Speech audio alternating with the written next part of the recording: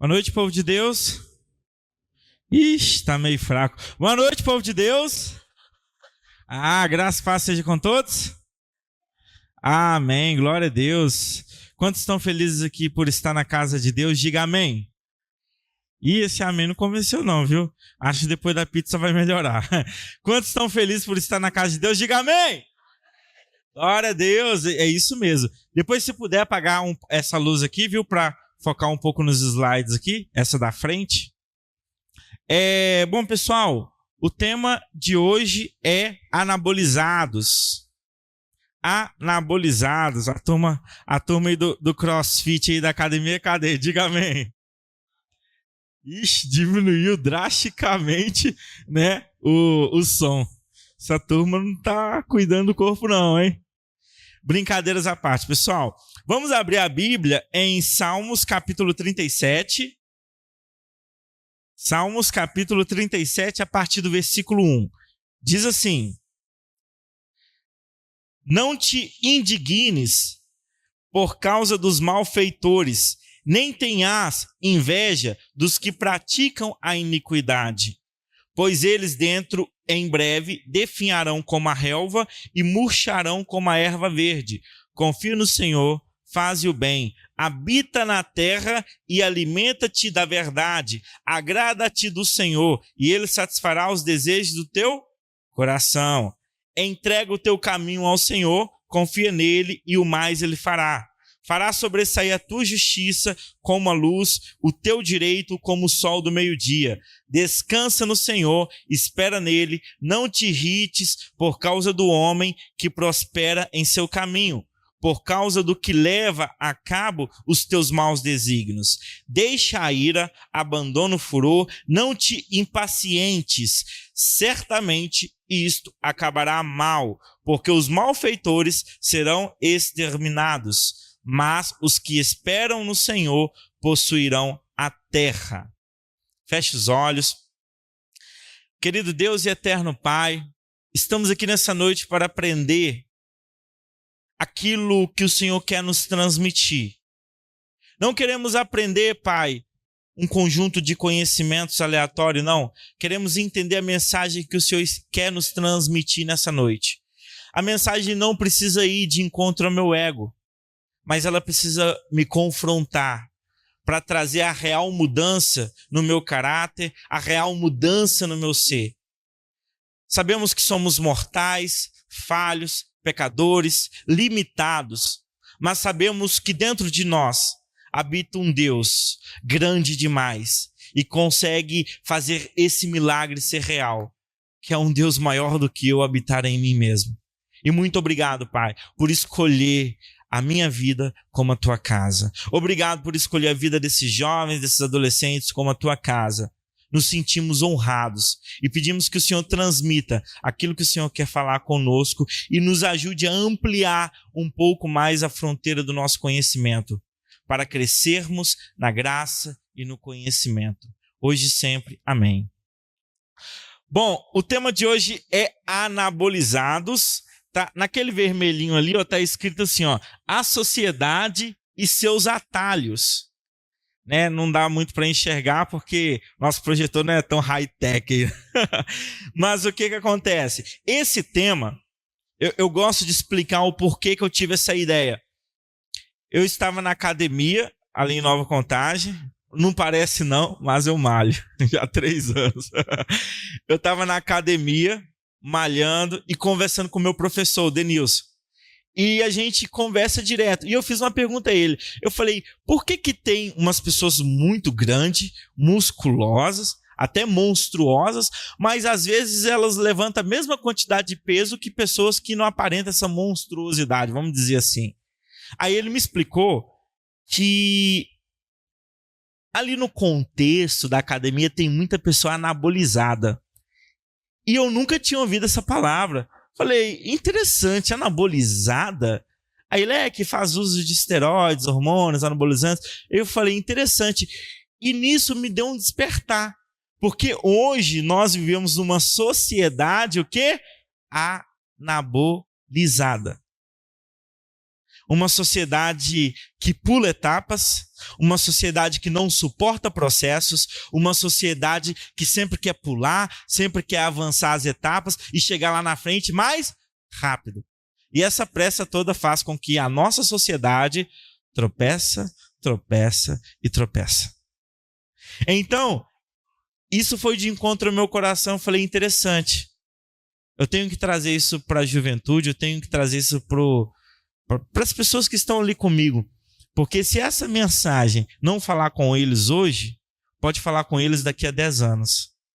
E talvez eu estou pregando para o futuro de vocês. Mas eu acredito que tudo vai fazer sentido. Amém? Eu acho que eu pulei. Vamos lá. Isso. Anabolizantes. Eu vou ler aqui para vocês. Se vocês estiverem enxergando, pode acompanhar a leitura. Anabolizantes são hormônios esteroides naturais e sintéticos que promovem o crescimento celular e a sua divisão, resultando no desenvolvimento de diversos tipos de tecidos, especialmente o muscular e ósseo. São substâncias geralmente derivadas do hormônio sexual masculino, no caso aqui é a testosterona, no caso da mulher seria a progesterona, e podem ser administradas principalmente por via oral ou injetável. Olha que interessante, o nosso corpo naturalmente produz alguns hormônios. E esse processo é através da alimentação. Sabe quando você vai comer uma carne, vai comer um macarrão, vai fazer a sua refeição diária? Existe um fenômeno que ocorre no seu corpo chamado processo anabólico, que é justamente esse processo de crescimento e divisão celular. Isso faz com que a musculatura avance um pouco mais. Então, dependendo da sua alimentação, dependendo da sua atividade física, você consegue fazer isso. Só que aqui a gente fala de hormônios esteroides naturais que são produzidos naturalmente no nosso corpo e sintéticos, que são os fabricados em laboratório para acelerar esse processo. Então, quando a gente fala de anabolizantes, a gente fala desse uso sintéticos que imitam essa produção natural hormonal que ocorre dentro da gente. Então, os sintéticos, os anabolizantes sintéticos, eles causam esse efeito. Eles aceleram o processo, ajudam a desenvolver a musculatura. E tem muita gente que utiliza isso para finalidade estética. Sabe quando você vê aquela mulher toda trabalhada, com aquele corpão todo trabalhado? Aí as mulheres ficam desejando, eu quero ter um corpo igual ela. E o contrário é verdadeiro. Os homens veem aqueles homens musculosos, né? Aqueles homens viris e falam, nossa, quero ter um corpo másculo daquele jeito. Aí o que acontece? Como a pessoa não suporta o processo, não quer ir na academia, malhar, ter uma alimentação, ela quer pular a etapa e ela vai para o anabolizante sintético para acelerar o processo. Então, quando a gente fala de anabolizante, a gente está falando nesse sentido, ok? Vamos lá, os efeitos são diversos.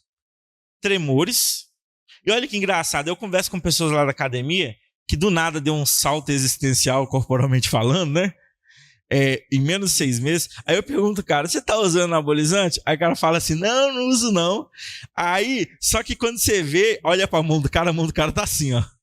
Você fala, rapaz, você tá sinalizando uma coisa estranha aí.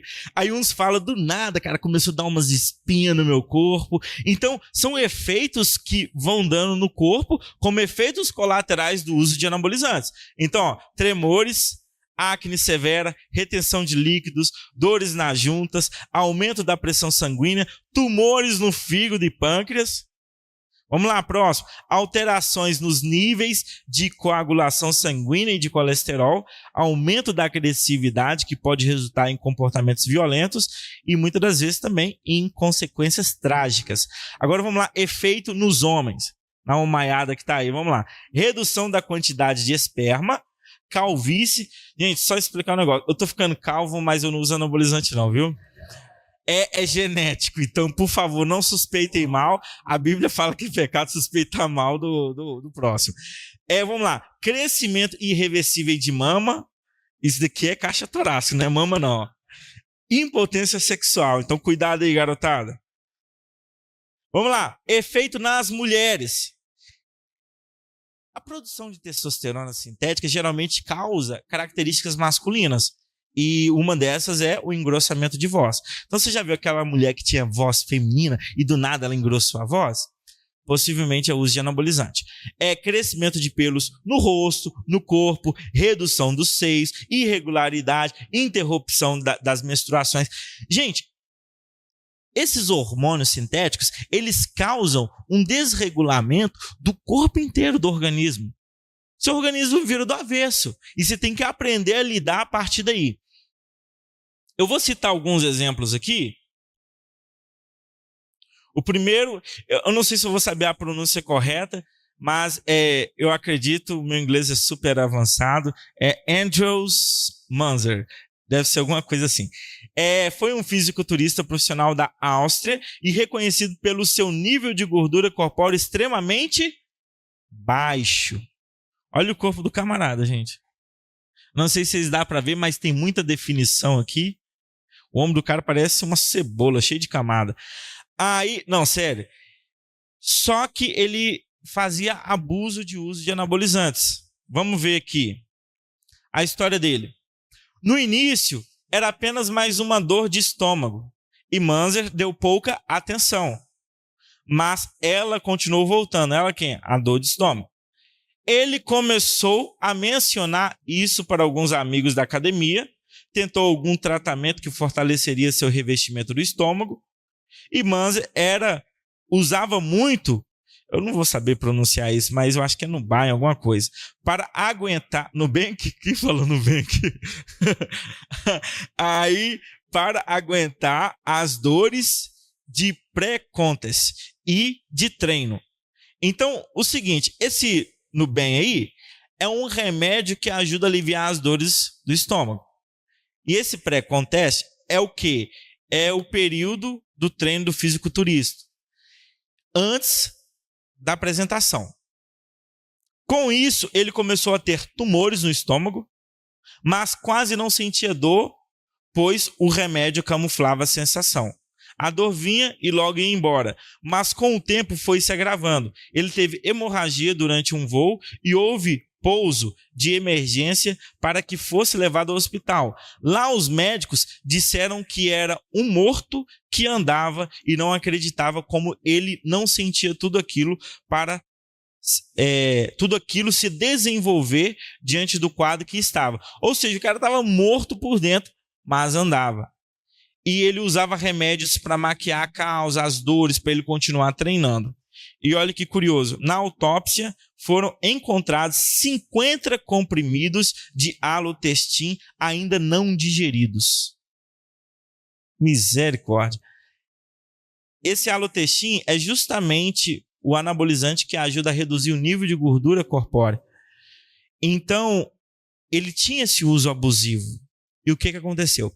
Geralmente as pessoas, quando vai usar esses hormônios sintéticos, a intenção é atingir um corpo bonito. Um corpo que atenda o padrão exigido pela mídia, exigido pela sociedade. Um corpo desejável. E às vezes a pessoa começa a tomar esses tipos de medicamento para acelerar o processo. Só que isso a longo prazo está sacrificando o quê? O seu corpo. A longo prazo a conta vem. A longo prazo a fatura vai chegar. Vamos ver o próximo? Outro nome esquisito aí, Lyle Alzado. Foi ousada, né? Ele foi ousado mesmo em tomar bastante anabolizante. Foi um jogador de futebol americano muito famoso, conhecido por sua força impressionante e por seu estilo agressivo do jogo. Ele revelou que usou anabolizantes ao longo de sua carreira para melhorar o seu desempenho e força física. Então, muitos usavam para aumentar o desempenho. Vamos ver um pouco da história dele. Lyle morreu em 1992, aos 43 anos, de um câncer cerebral. Ele foi uma das primeiras figuras públicas a associar sua morte ao uso de esteroides anabolizantes. embora não haja consenso médico definitivo sobre essa ligação, no entanto, Ausado sempre afirmou que o uso de esteroide foi um fator que contribuiu para o desenvolvimento do seu câncer. A morte precoce serviu como um alerta sobre os riscos de esteroides e ele passou a ser uma voz contra o uso de anabolizantes no esporte. E em seus últimos anos, Ausado fez campanha contra o uso de substância para melhorar o desempenho. Agora, essa frase aqui, eu vou ler e vocês repitam comigo. Em uma época de mentiras universais, dizer a verdade é um ato revolucionário. Em uma época de mentiras universais, dizer a verdade é um ato revolucionário. Você já percebeu que nas relações todo mundo mente? Todo mundo mente. Às vezes você conversa com pessoas, você está usando esteroide, anabolizante, hormônio. Não faço uso disso não. Só que a pessoa é injeção intramuscular, é comprimido, é gel, é tudo. Eu não estou falando, gente, da suplementação do que uma prescrição médica te indica. Porque, óbvio, de repente, o avanço da idade, na velhice, o médico pode receitar a produção de alguns hormônios sintéticos para ajudar, mas em quantidades mínimas. Então, quando você está fazendo uso sob prescrição médica é uma coisa. Agora, quando você está fazendo uso para atingir uma estética aceitável ou para fazer um desempenho, para levar vantagem numa corrida ou algo do tipo, você está burlando, você está pulando etapas, você está forjando os processos, burlando em si. E essa frase, ela inicia nesse documentário Ícaro. Eu vi esse documentário na Netflix que eu gostei muito, que é de um ciclista que ele não era um profissional, mas ele fazia parte de corridas sérias. Então sempre ele participava de circuitos, ele participava de corridas, justamente com o intuito mesmo de cuidar da saúde e tudo. Só que ele fala, será que se eu usasse anabolizantes melhoraria de fato meu desempenho? Aí ele começa a procurar especialistas para ajudá-lo a aplicar de uma forma, né, não era tão correto, mas de uma forma que não prejudicava tanto. E de fato começou a aumentar o desempenho dele. Só que o curioso é que durante o documentário, olha que engraçado, a pessoa que estava indicando ele, receitando, o nome do cara é Grigory, e ele era um dos responsáveis de laboratórios de Olimpíadas russo.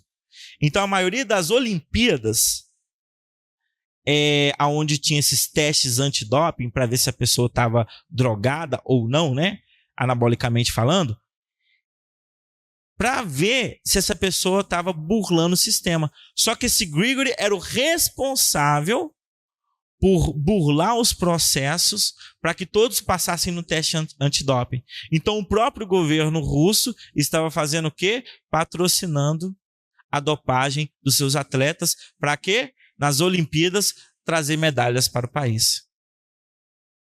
Então, foi usado na guerra para formar super soldados, ter um maior desempenho e sacrificando humanos. Por quê? Porque quer levar vantagem.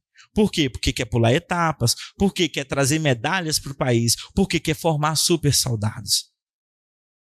E me parece que tudo que começa a ser praticado, todos os pecados e iniquidades no topo da pirâmide, aos poucos vão sendo replicados nas camadas abaixo.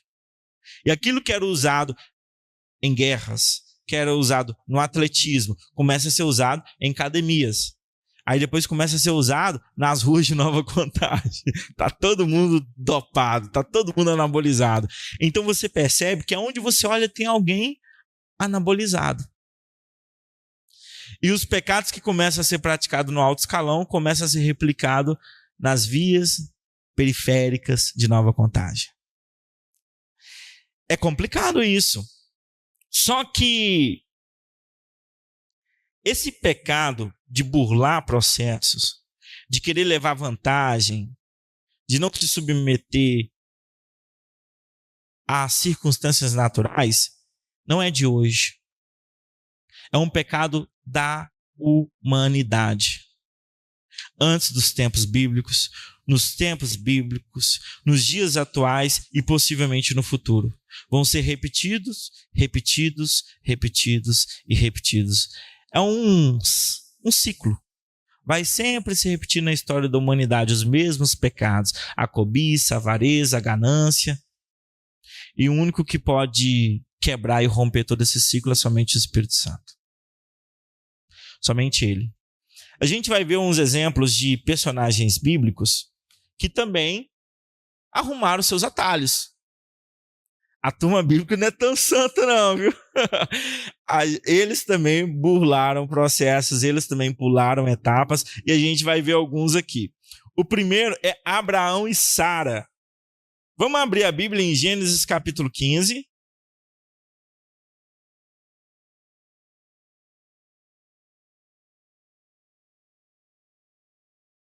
Liga seu smartphone aí. Desativa as notificações do WhatsApp, do Instagram. E coloca na Bíblia aí, irmão. Vamos lá. Gênesis capítulo 15, do verso 1 ao 6. Diz assim: depois desses acontecimentos veio a palavra do Senhor a Abraão, numa visão, e disse: não temas, Abraão, eu sou teu escudo e teu galardão será sobremodo grande. Respondeu Abraão: Senhor Deus, que me haverás de dar, se continuo sem filhos, e o herdeiro da minha casa é o Damasceno Eliezer? Disse mais Abraão: a mim não me concedes descendência, e um servo nascido na minha casa será meu herdeiro. E isto respondeu logo o Senhor, dizendo: não será esse teu herdeiro, mas aquele que será gerado de ti será o teu herdeiro. Então conduziu até fora e disse: olha para os céus e conta as estrelas, se é que podes. E lhe disse: será assim a tua posteridade. Ele creu no Senhor, e isso lhe foi imputado como justiça. Então a gente vê aqui que tem uma promessa que Deus faz a Abraão. Olha para os céus. Você consegue contar as estrelas? Não. Assim será a tua descendência. Mas a minha mulher não gera filhos. Somos avançados em idade, como isso poderá acontecer? Parava essa dúvida na mente de Abraão. Aí avançando, 16, do verso 1 ao 4. Gênesis 16, do 1 ao 4. Ora, Sarai, mulher de Abrão, não lhe dava filhos, tendo, porém, uma serva egípcia, por nome Agar, e disse Sarai a Abraão: eis que o Senhor me tem impedido de dar à luz filhos. Toma, pois, a minha serva, e assim me edificarei com filhos por meio dela. E Abrão anuiu ao conselho de Sarai. Então Sarai, mulher de Abraão, tomou Agar, egípcia, sua serva, e deu-a por mulher a Abraão, seu marido, depois de ter ele habitado por 10 anos na terra de Canaã. Ele a possuiu e ela concebeu. Então me parece que Deus tinha feito uma promessa a Abraão. Mas Abraão e Sara viu os anos passando e não viu o resultado. Lembra muito, né? Um pouco até a academia, né? Anos labutando e você não vê resultado. Você não enxerga.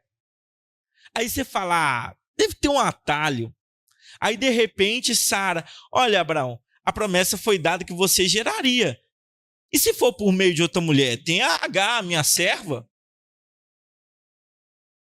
Une a ela, faça a conjunção carnal, para que dela nasça um filho e será a tua descendência. Então o que eles fizeram? Pegaram um atalho. Então, de novo, a sociedade e seus atalhos. Tem uma forma de acelerar a promessa de Deus na nossa vida? Vamos fazer isso, Abraão. E Abraão anuiu, ou seja, ele deu consentimento no conselho de Sara e possuiu Agar e teve Ismael. Vamos dando sequência aqui. É Gênesis 17, do 15 ao 19. Disse também Deus a Abraão: a Sarai, tua mulher, já não lhe chamarás Sarai, porém Sara, e abençoá-la-ei, e dela te darei um filho, e eu abençoarei, e ela se tornará nações, reis, povos procederão delas. Então se prostrou Abraão com o rosto em terra e riu-se, e disse consigo: a um homem de 100 anos há de nascer um filho? Dará à luz Sara com seus 90 anos? Então aqui eles estavam duvidando um pouco ali. Peraí, ainda nós vamos gerar? Era como se Deus estivesse falando a Abraão. Abrão, né? Que depois que o nome dele virou Abraão. Você lembra da promessa que eu te fiz? Ela há de cumprir. Você não teve paciência, burlou o processo e criou um atalho. Em Gênesis 18, do 9 ao 15. Então lhe perguntaram Sara, tua mulher, onde está? Ele respondeu, está aí na tenda. Disse um deles, e que eram dois anjos que estavam conversando com Abraão: certamente voltarei a ti daqui 1 ano, e Sara, tua mulher, darás à luz a um filho. E Sara estava escutando a porta da tenda atrás dele. Abraão e Sara eram já velhos, avançados em idade, e Sara já lhe havia cessado o costume das mulheres. Riu-se, pois, Sara no seu íntimo, dizendo consigo mesma: depois de velha e velho, também o meu senhor terei ainda prazer? Ela estava questionando. Não temos mais libido, somos velhos, sou estéril, tudo vai contra. Eu não consigo enxergar essa promessa de Deus se manifestando na nossa vida.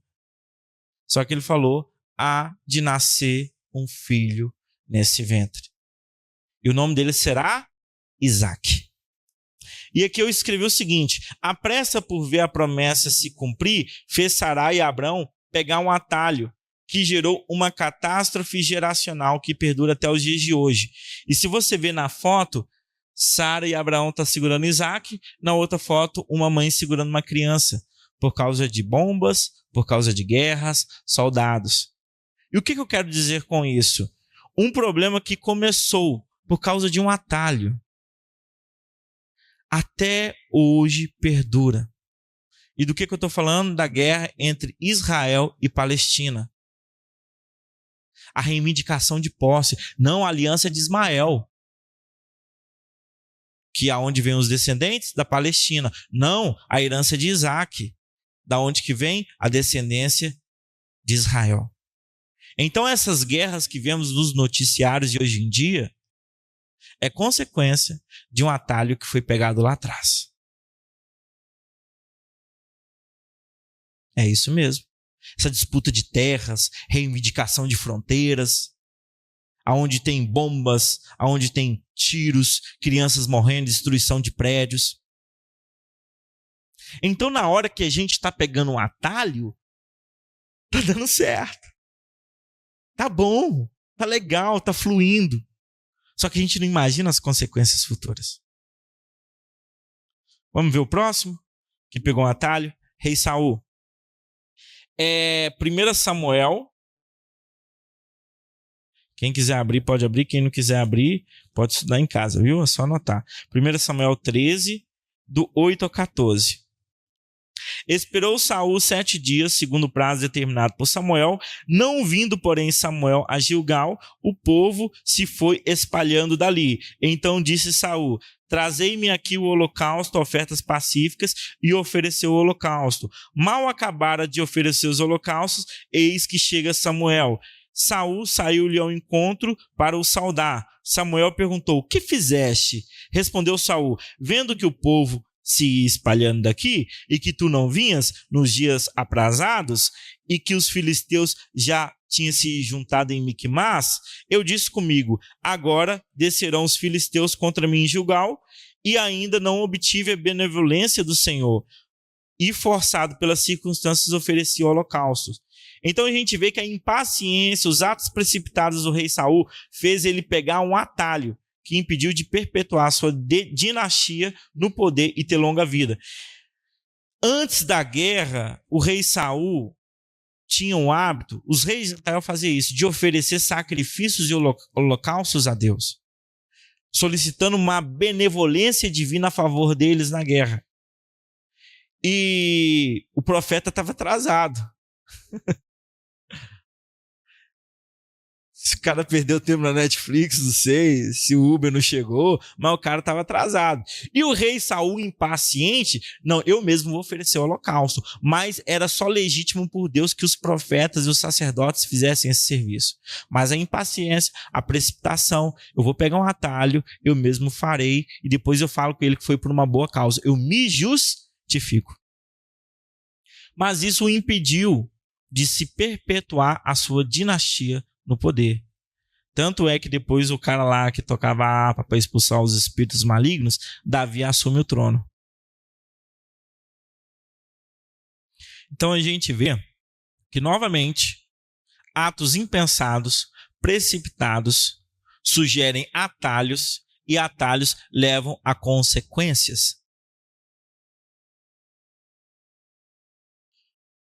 Esaú e Jacó.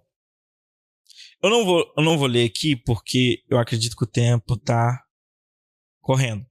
Mas a impulsividade e a busca pelo prazer imediato fez com que Esaú pegasse o atalho e perdesse a bênção e a herança do filho mais velho, que era o quê? O direito de primogenitura, por um prato de lentilhas. Está em Gênesis 25, do 29 ao 34.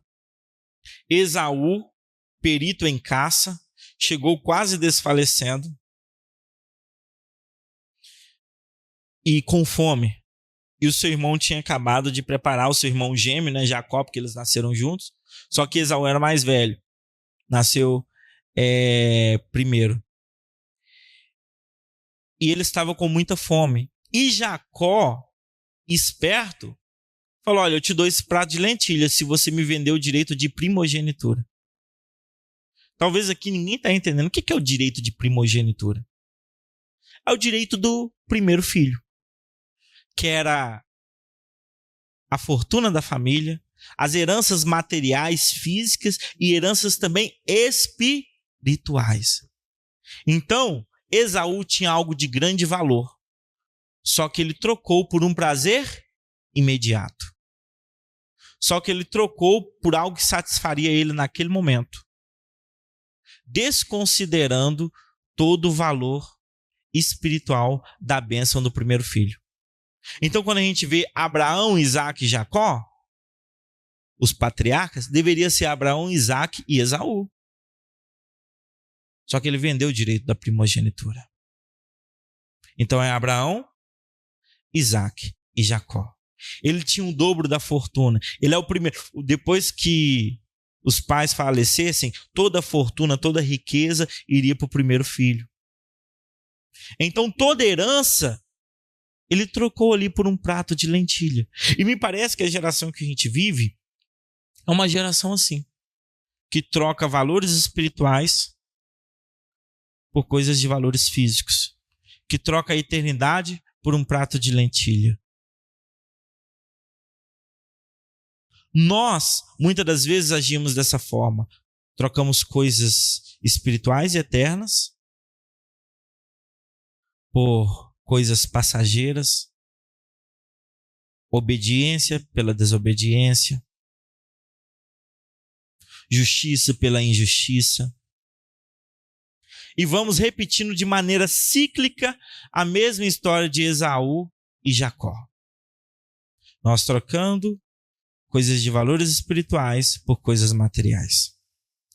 E Jacó era esperto e sabia o quê? O calcanhar de Aquiles de Esaú. Alguém sabe aqui o que significa calcanhar de Aquiles? Não, né? Tem gente que sim, tem gente que não. Calcanhar de Aquiles é uma expressão que fala do ponto fraco, a vulnerabilidade de alguém. Então, sabe aquela grande empresa, gigante, cheia de dinheiro? Ela tem um calcanhar de Aquiles. Sabe aquele líder que parece ser perfeito em tudo, que não parece ter erro nenhum? Ele tem um ponto de vulnerabilidade. Ele tem um calcanhar de Aquiles. Esse termo, essa expressão surgiu de uma mitologia grega. Ela é bem pequena, eu vou contar rápido para vocês. A mãe de Aquiles queria que seu filho fosse imortal. Seu filho fosse invulnerável. Aí ela pegou o menino e mergulhou num rio que possuía águas mágicas. E mergulhou a criança. E toda aquela água cobriu o corpo e ele ficou envolto da invulnerabilidade, ou seja, ele seria imortal. Só que ela estava segurando o calcanhar.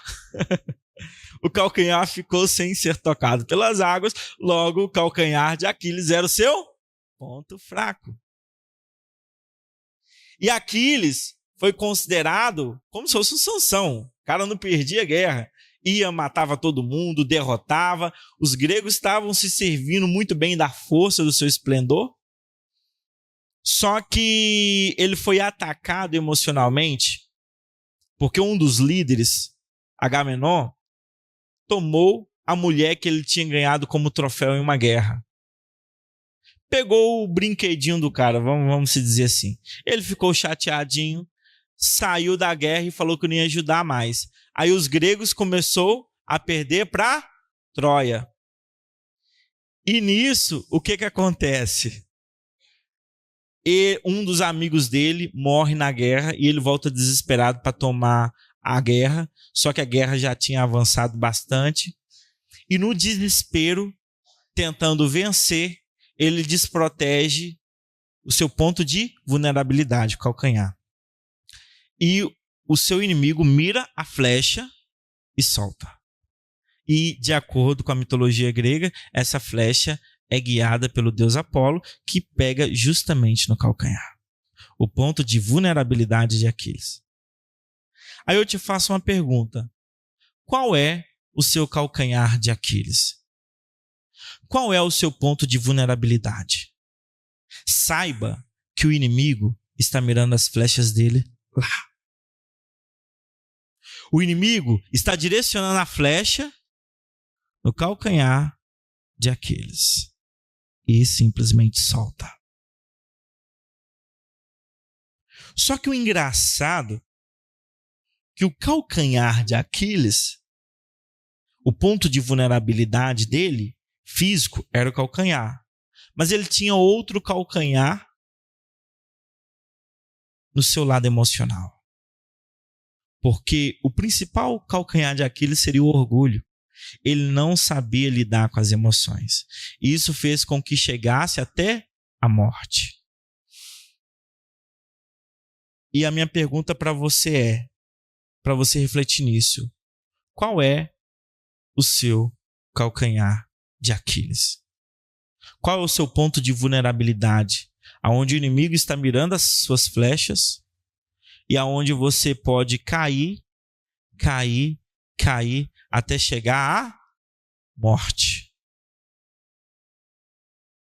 Em Mateus capítulo 7, do verso 13 ao 14, diz o seguinte: entre pela porta estreita, pois larga é a porta e amplo o caminho que leva à perdição, e muitos entram por ela.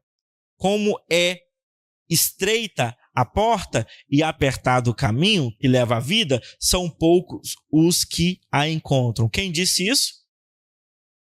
Quem disse isso? Vocês não sabem? Tá a imagem muito bonita aqui, ó. Quem disse isso? Jesus. Jesus Cristo. E o que ele está falando nas entrelinhas aqui? Eu vou dar uma ajudinha para vocês. O que Jesus está falando nas entrelinhas? Não vá pelo caminho largo. Não vá pela porta larga. O caminho dos processos é estreito, mas é o que vai te fortalecer. O caminho do processo é apertado, mas é o que vai te tornar nobre. Sabe quando você está com aquela dificuldade de fazer algo e vem aquela voz: deve ter um jeito mais fácil, vai por esse caminho, burla o processo, é a voz da pressa. E ela está te orientando a ir pelo caminho largo. Mas vem a voz de Jesus ecoando na eternidade. Aqueles que querem ser salvos suportam os processos. Aqueles que querem ser salvos não burlam as coisas. Nossa, Matheus, você foi lá da anabolizante, está aqui na Bíblia. Gente, eu tenho essa mania e eu gosto de ensinar dessa forma, pegando fenômenos da sociedade para ilustrar de uma forma clara e didática para vocês. E a mensagem é aqui, simples. O mundo, não só hoje, mas o mundo do futuro, vai te oferecer soluções mágicas. Isso daqui, essa pílula resolve isso. Esse chá seca a barriga e a gordura sai na urina. E não sei o que, é isso. Aplique isso daqui isso daqui vai te dar uma viagem legal. Justamente para você pular etapas. Mas o processo natural das coisas torna tudo mais belo. Vocês sabem, olha que engraçado, eu vi uma história de um menino que estava vendo o casulo e a largata estava lá dentro, né? E todo dia a largata empurrava aquele casulo. Eu vi isso num devocional que eu fiz, eu achei muito interessante. E o menino, olhando aquele casulo, falou, poxa, eu vou ajudar. A borboleta está lá dentro, ela quer sair. Aí ele pegou e tirou aquela casquinha. E quando saiu dali, saiu a largata deformada. O menino não sabia que toda aquela força que a largata fazia era um processo de desenvolvimento muscular para que quando ela saísse com as asas, ela conseguisse aplainar um voo. Mas ele impedindo o ciclo, impedindo o processo na vida daquela largata, impediu a metamorfose, impediu a transformação. Então, toda vez quando você pula etapa, você vai se deformar emocionalmente, fisicamente e ou espiritualmente. Então, é muito importante os processos, os ciclos, as etapas e se submeter a todos eles. Então, não entrem pela porta larga, entrem pela porta estreita. Porque larga é o caminho que conduz à perdição. Então quer dizer que não peguem atalhos. O que Jesus quer ensinar hoje? Não peguem. Não peguem. Nossa, cara, agora fiquei até com medo aqui. Alguém vai me bater aí. Coloque a mão no coração. Diga assim, junto comigo, querido Deus e eterno Pai, me perdoe por desejar praticar o pecado que os ímpios cometem. Me perdoe por desejar burlar os processos como eles fazem, porque eles querem chegar no resultado ideal mais rápido. Me perdoe pela minha pressa. Me perdoe por querer me anabolizar. Me perdoe, Pai. Eu estou aqui para reconhecer o sacrifício que o Senhor fez lá na cruz. Salva-me desse inferno existencial. Salva-me desse inferno psíquico. Pois eu quero que o meu corpo, a minha alma e o meu espírito sejam herdeiros e moradores da eternidade, nos céus contigo. Eu reconheço, Pai, que você é o meu Senhor e o meu Salvador. Salva-me. Salva-me da pressa. Salva-me da vaidade. Salva-me do orgulho. Salva-me, Pai. Amém. Aplauda o Senhor Jesus.